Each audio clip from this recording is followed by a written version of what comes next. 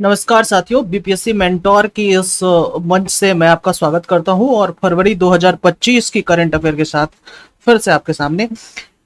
पहला है कि सिक्किम का जो Shri PM Shri government senior secondary school है, ये जो नॉर्थ ईस्ट राज्य का पहला ग्रीन स्कूल रेटिंग वाला जो है वो पहला जो है वो स्कूल बन चुका है।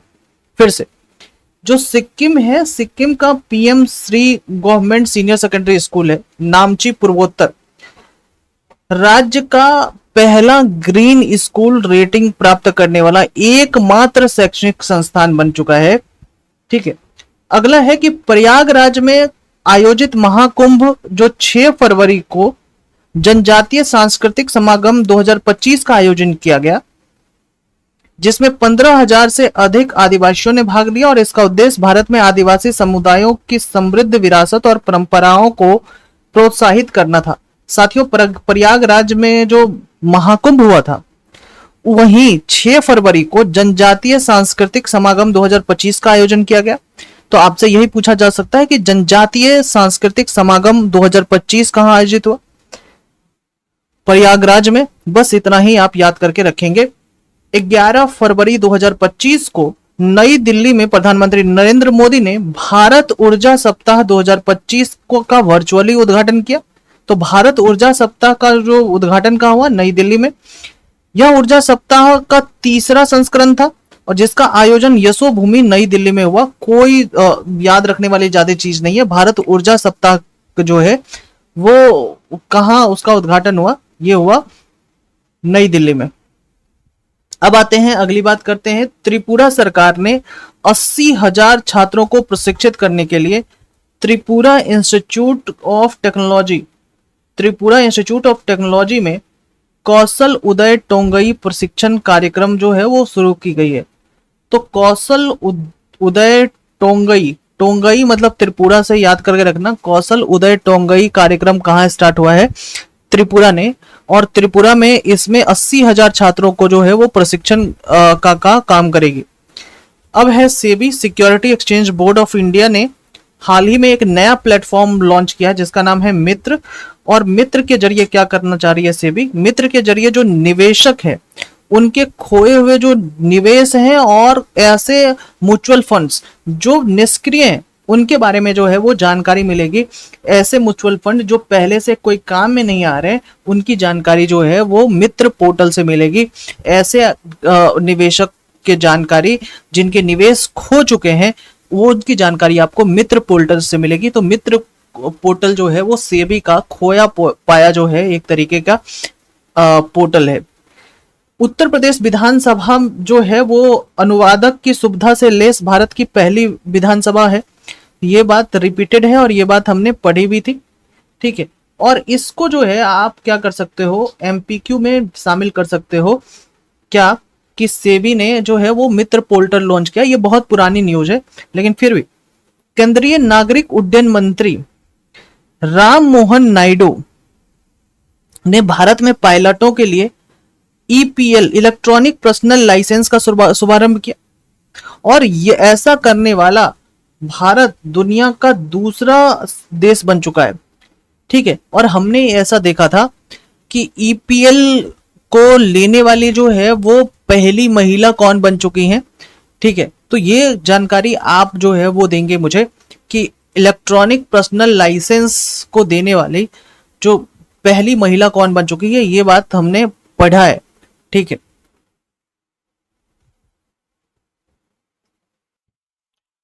ठीक है, हमने इसको पढ़ा है। अच्छा, देख ही लेते हैं हमने कहाँ पढ़ा था इसको। पिछले इशिता भार्गव थी नाम उसका, इलेक्ट्रॉनिक पर्सनल लाइसेंस लेने वाली पहली महिला। हमने इसको पढ़ा था ना, इलेक्ट्रॉनिक लाइसेंस लेने वाली पहली महिला इशिता भार्गव। फरवरी इसमें था क्या?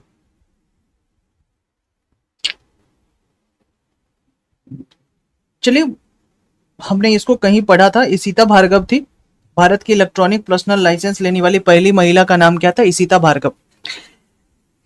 चलिए, मध्य प्रदेश सरकार ने राज्य में ड्रोन क्षेत्र में निवेश को आकर्षित करने के लिए ड्रोन संवर्धन और उपयोग नीति 2025 की मंजूरी दी है। तो हाल ही में ड्रोन संवर्धन और उपयोग नीति 2025 को मंजूरी देने वाला कौन बन चुका है? वो मध्य प्रदेश सरकार। नई दिल्ली में पूसा कृषि विज्ञान मेला का आयोजन किया गया, जिसका उद्घाटन केंद्रीय मंत्री शिवराज सिंह चौहान ने किया है, क्योंकि पूसा जो कृषि विज्ञान है, ये कृषि मंत्री ही करेंगे। इसका विषय है उन्नत कृषि विकसित भारत। उन्नत कृषि और विकसित भारत इसका जो है वो विषय है। इस मेले में भारतीय कृषि अनुसंधान संस्थान द्वारा विकसित अत्याधुनिक किस्में और प्रौद्योगिकी का लाइव प्रदर्शन किया गया। कुछ भी नहीं, पूसा कृषि विज्ञान जो है 2025 का आयोजन कहा गया नई दिल्ली। इसमें अगर कुछ भी याद करनी हो तो सिर्फ आप ये याद कर सकते हैं, इसका थीम क्या है? इसका थीम है उन्नत कृषि और विकसित भारत। कुछ भी याद करने के लायक नहीं है, कोई इंपॉर्टेंट नहीं है। 14 फरवरी 2025 को बेंगलुरु में आर्ट ऑफ लिविंग के अंतर्गत जो है अंतर्राष्ट्रीय महिला सम्मेलन का आयोजन किया गया, जिसे राष्ट्रपति द्रौपदी मुर्मू ने जो है वो संबोधित किया। ठीक है, राष्ट्रपति द्रौपदी मुर्मू द्वारा जो है ये संबोधित किया गया आर्ट ऑफ लिविंग। भारत सरकार ने प्रसिद्ध गायक मोहम्मद रफी की 100वीं जयंती के अवसर पर 100 रुपए का जो है स्मारक सिक्का जारी किया। ये बात भी पता होनी चाहिए आपको। दिल्ली मेट्रो कॉरपोरेशन ने नई दिल्ली में ओखला विहार मेट्रो स्टेशन पर पहला वर्टिकल बायोफेशियल सोलर संयंत्र की स्थापना की है। भारत के पहले वर्टिकल बायफेशियल सोलर संयंत्र की स्थापना कहाँ हुई है भाई? दिल्ली में ओखला विहार मेट्रो स्टेशन पर।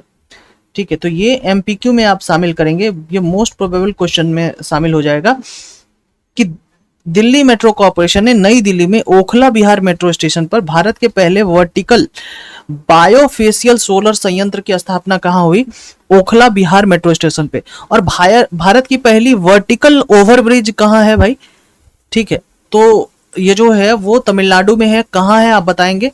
ठीक है, 21 से 25 फरवरी 2025 तक चेन्नई में आईआईटी मद्रास द्वारा, आप इस संस्था का नाम याद रखेंगे, एशिया की पहली हाइपरलूप प्रतियोगिता का आयोजन किया गया। इस प्रतियोगिता में 10 हाइपरलूप टीमों ने हिस्सा लिया और इसका उद्देश्य है कि इनोवेशन और हाइपरलूप तकनीकों का क्रियान्वयन से बढ़ावा देना है। कोई जरूरी नहीं है, आपको सिर्फ और सिर्फ ये याद रखना है कि आईआईटी मद्रास जो है वो हाइपरलूप पे काम कर रही है और अगर दुनिया का सबसे बड़ा जो है हाइपरलूप हम जो है वो एक क्यूब बनाने की जो है वो कोशिश कर रहे हैं, और ये जो है रिपीटेड है, इसको हमने पहले भी पढ़ा है। ठीक है, छत्तीसगढ़ की जो पर्वतारोही है जिनका नाम है निशा यादव, छत्तीसगढ़ की पर्वतारोही है निशा यादव। ठीक है, उन्होंने अफ्रीका के सबसे ऊंची चोटी जिसका नाम है माउंट किलिमंजारो पर भारतीय तिरंगा लहराया। तो निशा यादव ने किलिमंजारो पे जाके भारतीय झंडा लहराया। निशा यादव ने अफ्रीका की किलिमंजारो पर जो है वो माउंट किलिमंजारो पर भारतीय झंडा लहराया। और यहीं से मुझे याद आ रहा है कि आप ये बताइए कि गीता समेता नाम है ना, ये क्या कर रही थी भाई? ये सीआरपीएफ की महिला है और सीआरपीएफ की पहली महिला है जिन्होंने क्या क्या कारनामा किए हैं, ये बताइए। फिर आपको ये बताना है कि काम्या कार्तिकेयन ने क्या कारनामा किए हैं, ये बताइए। ठीक है, ये ऐसे करके याद करके रखना पड़ेगा भाई। भारतीय बागवानी अनुसंधान संस्थान ने 27 फरवरी से 1 मार्च तक बेंगलुरु में राष्ट्रीय बागवानी मेला का जो है वो आयोजन किया। बेंगलुरु में राष्ट्रीय बागवानी मेला का आयोजन किया। इसका थीम था विकसित भारत के लिए बागवानी, विषय पर आधारित था। इसका उद्देश्य था कि देश में विकास में बागवानी की जो महत्ता है उस पर जो है वो जोर दिया जाए। देश के विकास में बागवानी की महत्ता पर जो है वो जोर दिया जाए। ये इसको एमपीक्यू में सिर्फ और सिर्फ इस बात के लिए शामिल करेंगे कि राष्ट्रीय बागवानी अनुसंधान के अंदर जो राष्ट्रीय बागवानी मेला है वो बेंगलुरु में हुआ था। इतना ही याद करके आपको रखना है। केंद्रीय मंत्री अश्विनी वैष्णव ने यह पुष्टि की है कि जो कवच ऑटोमेटिक ट्रेन प्रोटेक्शन यानी एटीपी है, ऑटोमेटिक ट्रेन प्रोटेक्शन, जिसका नाम है कवच सिस्टम देशव्यापी रोल आउट के साथ भारत की रेलवे सुरक्षा में बदलाव होने जा रहा है। कुछ भी नहीं है यार, कवच क्या है? कवच है कि ट्रेन जो कि पलटने से रोका जाए, ट्रेन को के टकराने से रोका जाए, इसलिए कवच जो है वो लाया गया। कोई इसमें कोई समझने वाली बात ही नहीं है। माइटी, एक मिनिस्ट्री ऑफ इलेक्ट्रॉनिक्स जो है वो है, उन्होंने आईआईटी इंदौर ने एग्री हब की जो है वो शुरुआत की है। माइटी और आईआईटी इंदौर ने एग्री हब की शुरुआत की है, जो एआई संचालित सेंटर ऑफ एक्सलेंस यानी उत्कृष्टता केंद्र होगी, जिसका उद्देश्य है कि भारतीय कृषि में क्रांति लाना है। इस पहल में क्या होगा कि artificial intelligence, machine learning, deep learning का उपयोग करके सूखे, बाढ़ और कम उत्पादकता जैसी चुनौतियों का समाधान करना है, कुछ भी नहीं है। कि मिनिस्ट्री ऑफ इलेक्ट्रॉनिक्स जो है वो मिला है आईआईटी इंदौर से, और उन्होंने स्टार्ट किया है एग्री हब। तो आपसे ये पूछा जा सकता है कि एग्री हब जो है वो किसके द्वारा जो है वो एक चुना गया, किसके द्वारा जो है वो शुरुआत की गई है। एग्री हब जो है आईआईटी इंदौर, ठीक है। और दूसरी बात है कि मिनिस्ट्री ऑफ इलेक्ट्रॉनिक्स के द्वारा जो है, इलेक्ट्रॉनिक्स एंड आईटी, इनके द्वारा जो है वो चुना गया। और इसमें जो है वो सूखे, बाढ़ और कम उत्पादकता जैसी जो चुनौतियां हैं उनको कैसे दूर किया जाएगा, इसी पे जो है वो बातचीत होगी। महाराष्ट्र में पहला भारत का एआई विश्वविद्यालय बनेगा। इससे क्या होगा कि इससे ये होगा कि जो इनोवेशन है, नवाचार है, अनुसंधान है, एआई की जो शिक्षा है, इस सब को बढ़ाने में मदद मिलेगी। और ये भी रिपीटेड है और इसको हमने एमपीक्यू में भी शामिल किया था, आपको पता ही होगा, ठीक है। तो आपने देखा कि जो हम लोग पहले पढ़ चुके हैं, उसके बाद ये सारी चीजें जो है वो कितनी आसान है, कितनी आसान बन गई है, ठीक है। आइए इसके बाद हम एक बात करते हैं कि केंद्रीय मंत्री श्री शिवराज सिंह चौहान कृषि मंत्री हैं। प्रधानमंत्री कृषि सिंचाई योजना, ठीक है, प्रधानमंत्री कृषि सिंचाई योजना के तहत वाटर शेड के विकास को बढ़ावा देने के लिए वाटर शेड यात्रा के शुभारंभ किए। तो क्या ये जरूरी है? कोई जरूरी नहीं, इसको मत पढ़िए। वाटर शेड के लिए 2 फरवरी 2025 को जोहानसबर्ग में बेप्स बहुसांस्कृतिक केंद्र के हिस्से के रूप में दक्षिण गोलार्ध में श्री स्वामी नारायण के सबसे बड़े हिंदू मंदिर का उद्घाटन किया गया। Most most most most most important MVVI जो है ये प्रश्न है, ठीक है, इसको हटा देते हैं, ठीक है। जोहानसबर्ग में श्री स्वामी नारायण के सबसे बड़े मंदिर का उद्घाटन हुआ। दक्षिणी गोलार्ध के सबसे बड़े हिंदू मंदिर, मतलब किस जो साउथ हेमिस्फीयर है उसका सबसे बड़ा हिंदू मंदिर का उद्घाटन हुआ जोहानसबर्ग में। आयुष मंत्रालय ने शतावरी के औषधीय लाभों के बारे में जागरूकता फैलाने के लिए शतावरी बेहतर स्वास्थ्य के लिए अभियान शुरू किया है। आयुष मंत्रालय ने शतावरी के औषधीय लाभों के बारे में जागरूकता फैलाने के लिए शतावरी बेहतर स्वास्थ्य के लिए अभियान शुरू किया है। ये आयुष मंत्रालय का जो है वो अभियान है। साथियों, शतावरी जो है एक जड़ी बूटी है और ये इसको अंग्रेजी में रेस्मोसिस, क्या बहुत बड़ा नाम है वो कहेंगे। तो शतावरी जो है वो उसके जो इस जड़ी बूटी की जो औषधीय लाभ है उनके बारे में जागरूकता फैलाने के लिए शतावरी बेहतर स्वास्थ्य के लिए जो है अभियान की शुरू की गई। भारतीय पीएम गति शक्ति और राष्ट्रीय लॉजिस्टिक नीति, मतलब नेशनल लॉजिस्टिक नीति जैसी पहले के माध्यम से अपने लॉजिस्टिक क्षेत्र को मजबूत करने का प्रयास कर रहा है, जिसका लक्ष्य है कि 2030 तक विश्व बैंक की रसद प्रदर्शन सूचकांक, मतलब LPI लॉजिस्टिक परफॉर्मेंस इंडेक्स में सिर्फ 25 रैंकिंग में पहुंचना है, अंडर 25 में हमको पहुंचना है, ठीक है। तो वर्ल्ड लॉजिस्टिक रैंकिंग में भारत 2030 तक अंडर 25 पहुंचना चाहता है। इसलिए भारत ने पीएम शक्ति और नेशनल लॉजिस्टिक जैसे पहल जो है वो शुरू किए हैं। तो भारत का इसमें जो रैंक है ना लॉजिस्टिक परफॉर्मेंस इंडेक्स में 38वां है, तो इसलिए वो भारत चाह रहा है कि इसके 25 रैंकिंग के अंदर जो है वो भारत आ जाए। यूनिसेफ ने बच्चों के बीच चोट से संबंधित मौतों के प्रमुख कारणों को जो है वो पता लगाते हुए ये बताया कि मौतों में कम करने के लिए जो है वो बाल सड़क सुरक्षा के लिए एक राष्ट्रीय रोड मैप के पेश किया है। तो बाल सड़क सुरक्षा के लिए बच्चों के बीच जो है सड़क सेफ्टी, रोड सेफ्टी की सुरक्षा के लिए जो है नेशनल रोड मैप जारी जो है हाल ही में यूनिसेफ ने किया है। ठीक है, ये बात पता होनी चाहिए। और इस योजना से क्या है कि पूरे भारत में जो बच्चे हैं उनको सुरक्षित जो सड़कें बनाने के लिए गति विनिमय, शैक्षिक पहल और लक्षित सुरक्षा के जो उपाय शामिल है।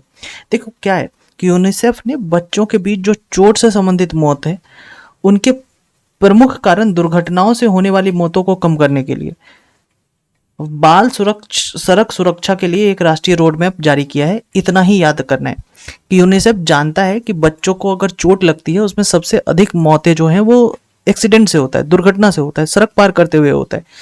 तो कैसे रोड सेफ्टी की जो अवेयरनेस है वो बच्चों में कैसे फैलाई जाए, बच्चों को कैसे एजुकेशन के माध्यम से जो है हम लिटरेट कर सके, ये बातें यूनिसेफ कह रहा है। लोकसभा अध्यक्ष जो ओम बिरला हैं उन्होंने हाल ही में संसद में अनुवाद सेवाओं में 6 और भाषाएं, मतलब कि जो अनुवाद सेवा हैं, जो ट्रांसलेटिंग सर्विस है, उनमें 6 और भाषाओं को जो है वो जोड़ा है।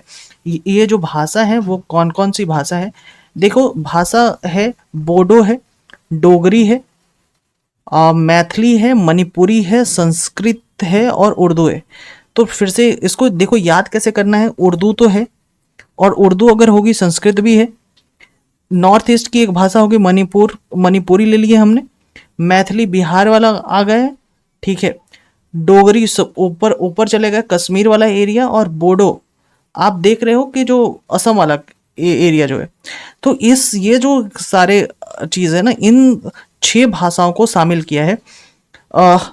इस पहल का उद्देश्य ये है कि जो हम लेजिस्लेटिव वर्क्स हैं, जो विधायी कार्य हैं, हम जो कानून बनाते हैं, वो कानून हर भाषाओं के लोगों तक पहुंचे।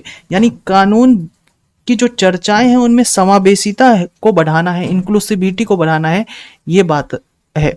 ठीक है, यह कदम जो है वो भारत की संविधान की जो शेड्यूल 8 में जो भाषाएं हैं उनमें 22 भाषाएं शामिल हैं, और उनके व्यापक जो शेड्यूल्ड लैंग्वेज है उन तक, उस लैंग्वेज में जो है वो विधायी कार्य है वहां तक पहुंचे। उनके व्यापक जो है वो प्रयास शामिल हैं कि वैसे भाषाओं में जो है वो विधायी चर्चाएं जो है वो अनुवाद हो। ठीक है, हालांकि इसमें संस्कृत को शामिल करने से जो इसकी संप्रेषणीयता और आधिकारिक स्थिति पर बहस छिड़ गई है कि संस्कृत कैसे शामिल करती है, संस्कृत तो इसमें है ही नहीं। ठीक है, काशी तमिल संगमम, इसका जो संस्करण है 3.0, ये 15 से 24 फरवरी 2025 को वाराणसी में आयोजित किया गया। ठीक है, और वाराणसी में आयोजित किया गया जिससे तमिलनाडु और काशी के बीच जो संबंध है वो और मजबूत होंगे। काशी तमिल संगमम हालांकि वाराणसी में ही होता है। वो एक वाराणसी में एक बार होता है, एक बार जो है वो साउथ में भी होता है। ठीक है, 16 फरवरी 2025 को मेजर ध्यानचंद नेशनल स्टेडियम में आदि महोत्सव, 16 फरवरी 2025, ये डेट याद करके आप रखेंगे। आदि महोत्सव का जो है वो आरंभ किया गया। इस आदि महोत्सव का उद्घाटन जो है वो राष्ट्रपति द्रौपदी मुर्मू ने किया नई दिल्ली में। और आदि महोत्सव भारत की आदिवासी विरासत और संस्कृति के महत्व को बताता है। ठीक है, तो ये बहुत महत्वपूर्ण एमपीक्यू में शामिल हो सकता है। और इसका जो डेट है 16 फरवरी 2025, ये बहुत इंपॉर्टेंट हो सकता है, ये बात याद रखेंगे। ठीक है, अगली है कि नरेंद्र मोदी द्वारा आयोजित परीक्षा पे चर्चा 2025 में खिलाड़ी एमसी कॉम, मेरी कॉम जो है, अबनी लेखरा और सुहास यतिराज जो है वो शामिल हुए। कोई इंपॉर्टेंट की बात नहीं है। कतर के अमीर जिनका नाम है शेख तमीम बिन हमद अल थानी, ठीक है, ने भारत की यात्रा के दौरान दोनों देशों के बीच अगले 5 वर्षों में द्विपक्षीय व्यापार को 14.8 बिलियन डॉलर से दुगुना करके 28 बिलियन डॉलर जो है करने का जो है वो लक्ष्य रखा है। तो कतर के साथ जो है हम अपनी व्यापार को बढ़ावा देना चाह रहे हैं। तो क्या इससे कोई प्रश्न बन सकता है? कोई प्रश्न नहीं बनेगा।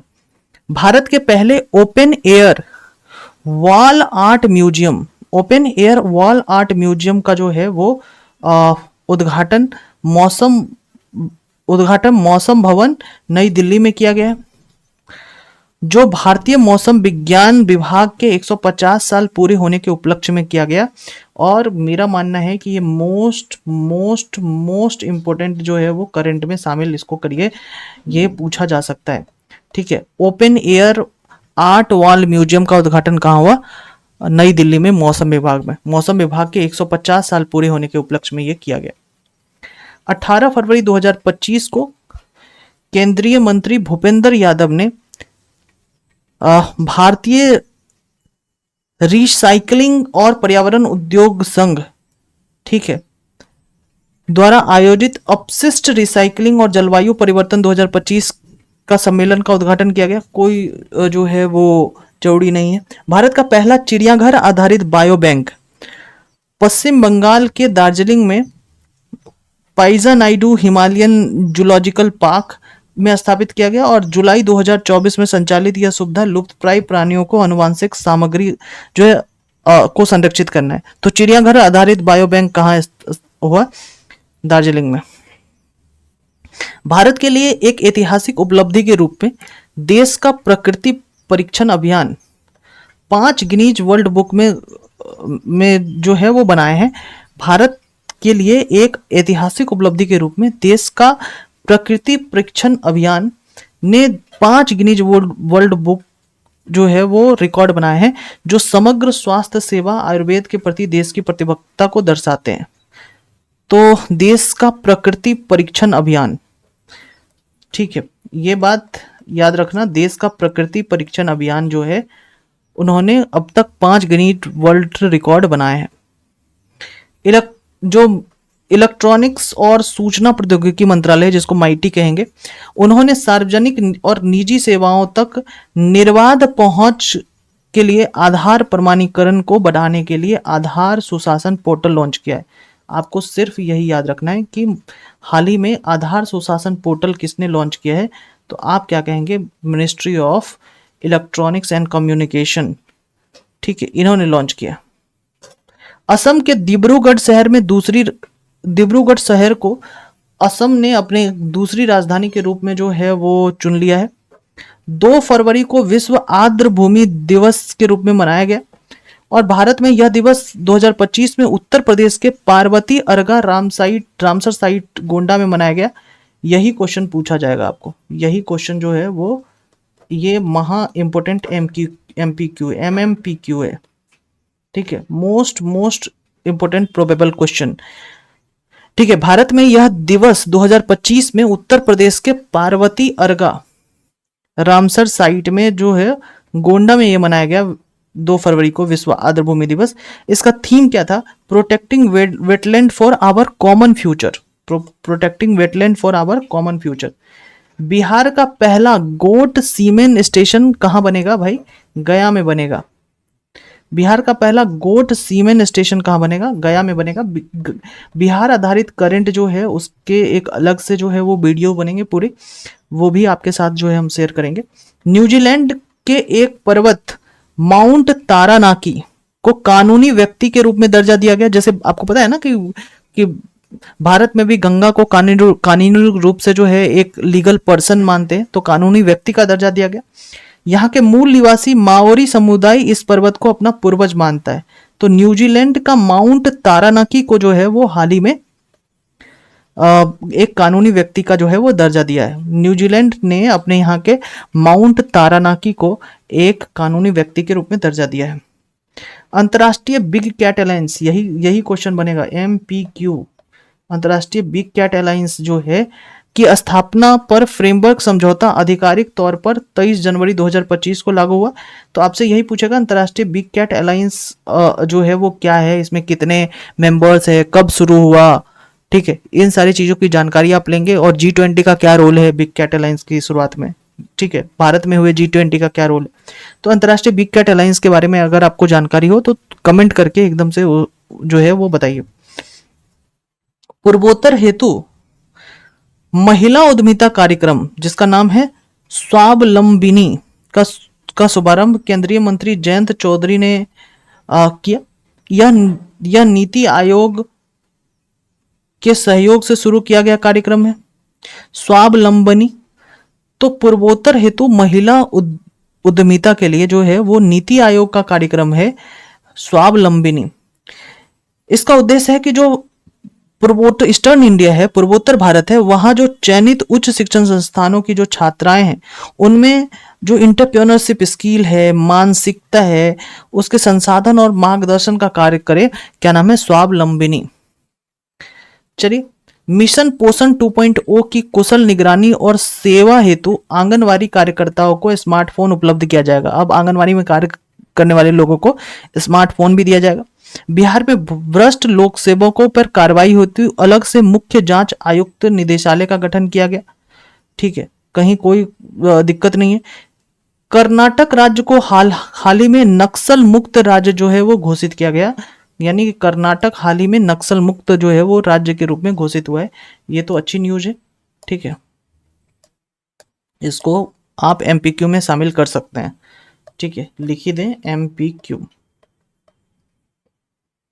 इंदौर द्वारा अब भोपाल में भी सार्वजनिक स्थानों पर भीख मांगने पर पूर्ण प्रतिबंध लगा लिया गया। तो अब पहले इंदौर जो है पूरे भिखारी मुक्त शहर था, अब भोपाल भी इस तरह जो है वो अब प्रयास कर रहा है। ठीक है, राष्ट्रीय नागरिक सुरक्षा संहिता बीएनएसएस की जो धारा 163 है उसके तहत जो है वो भीख मांगने पर पूर्णतः प्रतिबंध लगाया भोपाल ने। आईआईटी मद्रास ने अपना पहला कैंसर जीनोम एटलस जारी किया है। कैंसर जीनोम एटलस किसने जारी किया है? आईआईटी मद्रास ने। कैंसर जीनोम एटलस किसके द्वारा जारी किया गया? आईआईटी मद्रास ने। और यही एमपीक्यू के रूप में पूछा जाएगा। ये बहुत इंपॉर्टेंट एमपीक्यू है और इसको अलग रंग से जो है इसको यहाँ कलर करेंगे। आईआईटी मद्रास ने भारत का पहला कैंसर जीनोम एटलस जारी किया है। प्रधानमंत्री मोदी ने पेरिस में आयोजित तीसरे एआई एक्शन समिट में फ्रांस के साथ सह अध्यक्षता की। तो तीसरा एआई एक्शन समिट कहाँ हुआ? पेरिस में, और ये भारत और फ्रांस के सहयोग से हुआ। तो इस अवसर पर दूसरे भारत फ्रांस एआई नीति गोलमेज सम्मेलन का भी आयोजन हुआ और अगले एआई समिट की मेजबानी भारत करेगा। पहला एआई समिट 2023 में ब्रिटेन में हुआ, दूसरा दक्षिण कोरिया 2024 में, तीसरा जो है वो आप देख रहे हैं कहाँ? पेरिस में, और आप चौथा जो है वो भारत ही करेगा, भारत एआई समिट। तो अगला एआई समिट का जो मेजबानी है वो कौन करेगा? भारत करेगा। सुरक्षित इंटरनेट दिवस फरवरी के दूसरे मंगलवार को मनाया जाता है। इस बार 11 फरवरी को मनाया गया। सुरक्षित इंटरनेट दिवस जो है वो 11 फरवरी को मनाया गया। 1 और 1 SDG 11 भी जो है वो सस्टेनेबल डेवलपमेंट है। ठीक है, इस वर्ष का थीम था एक साथ बेहतर इंटरनेट के लिए, एक साथ बेहतर इंटरनेट के लिए। ठीक है, ये इस वर्ष का थीम था। बिहार राज्य में 5 एकड़ से अधिक बड़े तालाबों में 50 मेगावाट जो सोलर प्लांट का निर्माण होगा। 5 एकड़ से बड़े तालाबों में 50 मेगावाट सोलर प्लांट का निर्माण होगा, यह बिहार ने बताया है। ठीक है, भारत अब पहला देश बन चुका है जिन्होंने जीआई टैग वाली चावल की किस्म हेतु एक HS कोड, मतलब कि सामंजस्यपूर्ण प्रणाली कोड HS कोड जो है वो प्रस्तुत किया है। तो जीआई टैग वाली चावल के लिए भारत ने HS कोड जो है वो जारी किया है, और ऐसा करने वाला भारत पहला देश बन चुका है HS कोड जारी करने वाला। ठीक है, इसके बाद हम IM पुस्तक, जिसे गोपीचंद P हिंदुजा द्वारा संकलित किया गया, IM, उसका विमोचन उपराष्ट्रपति जगदीप धनखड़ ने किया था और ये अब पूर्व उपराष्ट्रपति बन चुके हैं। आंध्र प्रदेश सरकार ने मन मित्र नाम से व्हाट्सएप गवर्नेंस की जो है सुविधा स्टार्ट की है। तो आंध्र प्रदेश ने मन मित्र नाम करके व्हाट्सएप गवर्नेंस की जो है वो सुविधा स्टार्ट की है, और ये मोस्ट इंपोर्टेंट जो है वो करंट में इसको शामिल कर सकते हैं। आंध्र प्रदेश ने मन मित्र नाम से व्हाट्सएप गवर्नेंस सेवा शुरू की है। हाल ही में केंद्रीय मंत्री जितेंद्र सिंह ने भारत के पहले स्वदेशी स्वचालित जैव चिकित्सा अपशिष्ट ट्रीटमेंट, जिसका नाम है सृजनम रिंग का शुभारंभ किया। वो एम्स नई दिल्ली में जो है वो किया गया। तो सृजनम का जो शुभारंभ कहाँ किया गया है? वो एम्स नई दिल्ली में शुभारंभ किया गया है, और ये भारत के पहले स्वदेशी स्वचालित जैव चिकित्सा अपशिष्ट ट्रीटमेंट जो है वो है। देश की पहली रोड ट्रेन वोल्वो समूह की नागपुर में जो है वो हरी झंडी दिखाई गई। तो रोड ट्रेन जो है वो कहाँ चलेगी भाई, नागपुर में। रोड ट्रेन जो है वो नागपुर में चलेगी वोल्वो की। केंद्रीय रेशम बोर्ड, केंद्रीय रेशम बोर्ड के अंतर्राष्ट्रीय सम्मेलन जिसका नाम है सिल्क टेक 2025 का आयोजन हुआ। और ये सिल्क टेक का आयोजन कहाँ हुआ, नई दिल्ली में हुआ। ये भी बात आप याद रखेंगे, ये भी एमपीक्यू का प्रश्न है और बहुत इंपॉर्टेंट प्रश्न है, इसलिए इसको जो है वो हम हरे से कलर करेंगे। केंद्रीय रेशम बोर्ड के ने अंतर्राष्ट्रीय सम्मेलन सिल्क टेक 2025 का आयोजन भारत मंडपम नई दिल्ली में हुआ है। प्रधानमंत्री नरेंद्र मोदी ने फ्रांस के मार्सिले में मजाग युर्ज युद्ध समाधि स्थल पर गए और वहां पहले और दूसरे विश्व युद्ध के दौरान शहीद हुए भारतीय सैनिकों को श्रद्धांजलि दी।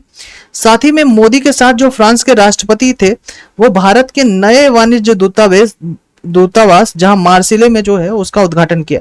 यही क्वेश्चन पूछेगा कि भारत का जो नया दूतावास फ्रांस में कहां खोला गया, वो है मार्सिले। ठीक है, ये महा इंपॉर्टेंट क्वेश्चन है। भारत में दिसंबर तिमाही में एनएसएसओ की रिपोर्ट है, उसमें यह कहा गया कि बेरोजगारी दर घटी है और बेरोजगारी दर घट के जो है वो 6.4 पे आई है। बहुत इंपॉर्टेंट प्रश्न है, बहुत इंपॉर्टेंट, मोस्ट वीवीआई जो है वो प्रश्न है कि एनएसएसओ ने कहा है कि वो बेरोजगारी दर घटी है और वो 6.4 पे आई है बेरोजगारी दर। अब महिलाओं की बेरोजगारी दर 8.1 पे रह गई।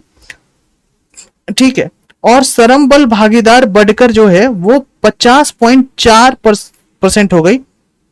तो महिलाओं की बेरोजगारी दर 8.8, ओवरऑल बेरोजगारी दर घट के 6.4 पे पहुंची है और श्रम बल जो भागीदारी है वो 50.4 हो गया है। 2025 तक भारत में 1 लाख युवाओं को प्रशिक्षित करके एआई फॉर एंटरप्रेन्योरशिप मॉडल जो है वो लॉन्च किया गया है, कोई जरूरी नहीं है। वित्त मंत्री ने मुंबई में एमएसएमई हेतु म्यूचुअल क्रेडिट गारंटी योजना जो है वो शुरू की है। म्यूचुअल क्रेडिट गारंटी योजना जो है वो किसके लिए, एमएसएमई के लिए।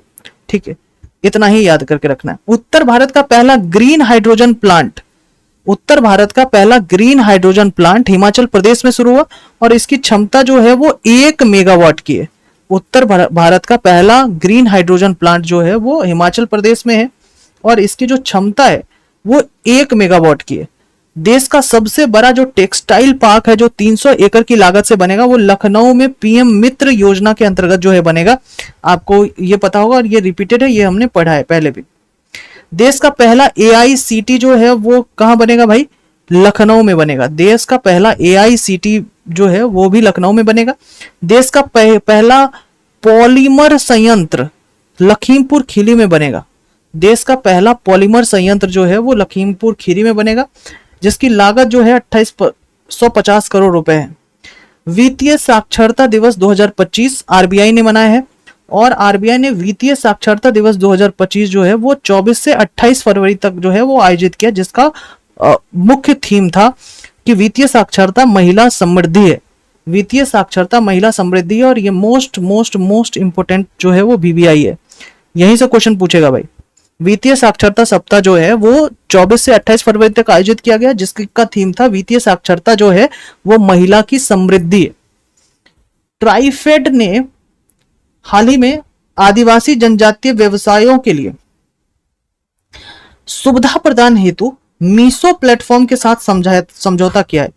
तो मीसो के साथ जो है हाल ही में ट्राइफेड ने जो है वो समझौता किया है ताकि कि आदिवासी जनजातीय व्यवसाय जो हैं उनको जो है वो सुविधा मिल सके।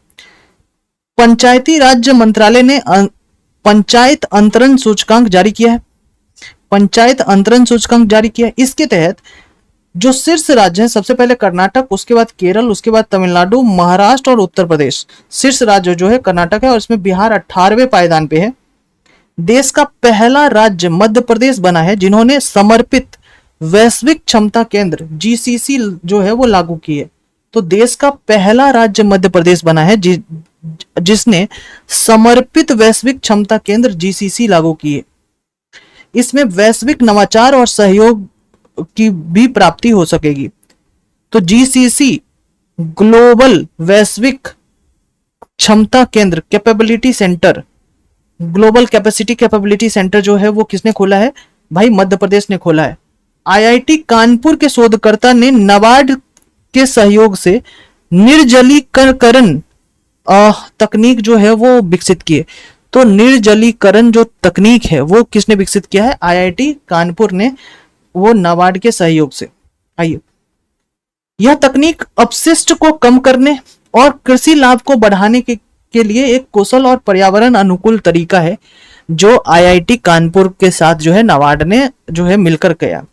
नक्शा कार्यक्रम, जिसको हमने पहले भी पढ़ा है, ये ग्रामीण विकास मंत्रालय के भूमि संसाधन विभाग ने पायलट प्रोजेक्ट के रूप में चलाया है, जिसका उद्देश्य ये है कि भूमि रिकॉर्ड बनाएंगे और भूमि के जो स्वामित्व है उनके रिकॉर्ड को जो है वो और अच्छे तरीके से और ऑर्गेनाइज्ड वे से डॉक्यूमेंटेशन उसका करेंगे, सटीक तरीके से दस्तावेज करना, ये इंश्योर करना जो है इसका काम है नक्शा कार्यक्रम का। आपको जो इसमें याद रखना है, ये भी हमने एमपीक्यू में शामिल किया था और आपको बताया भी था कि ये जो है ग्रामीण विकास मंत्रालय के द्वारा है और भूमि संसाधन ग्रामीण विकास मंत्रालय के अंतर्गत भूमि संसाधन विभाग है और ये उसकी पायलट परियोजना है नक्शा कार्यक्रम। अब है कि बिहार में महिला और बाल विकास मंत्रालय ने 35 ग्राम पंचायतों में मिशन सक्षम आंगनवाड़ी एवं पोषण 2.0 स्टार्ट किया। इसके तहत जो कुपोषण की जो चुनौतियां हैं उनको के समाधान के लिए जो है क्या चलाया गया? सुपोषित पंचायत अभियान। तो आपसे ये पूछा जाएगा कि सुपोषित पंचायत अभियान बिहार के कितने ग्राम पंचायतों में चलाया जा रहा है? तो आप कहेंगे 35 ग्राम पंचायतों में चलाया जा रहा है। और किसके द्वारा? तो बिहार के महिला और बाल विकास मंत्रालय के द्वारा चलाया जा रहा है। बिहार के महिला और बाल विकास मंत्रालय के द्वारा 35 ग्राम पंचायतों में मिशन सक्षम आंगनवाड़ी और पोषण 2.0 के अंतर्गत सुपोषित पंचायत अभियान जो है वो शुरू किया गया है। इस तरीके से हमने फरवरी 2025 की जो करंट है उसको पूरा किया है। आपका काम क्या है कि आप इस पूरे वीडियोस को पढ़िए और कमेंट कीजिए, लिखिए कैसा आपको वीडियो लगा, सब्सक्राइब कीजिए। अब हमारा जो चैनल है वो बहुत एक्सपोनेंटली जो है वो बढ़ रहा है, तो इसमें सहयोग आपका रहेगा। बहुत अच्छे से बढ़िए और फिर धीरे धीरे जैसे ही हम लोग लगभग 30-40 हजार तक पहुंचेंगे, अभी हम लोग जो है वो 17 हजार का परिवार होने वाले हैं, 30-40 हजार तक पहुंचेंगे तो फिर सामने आकर डिजिटल बोर्ड पे आपसे जो है वो मुलाकात होगी। Thank you very much.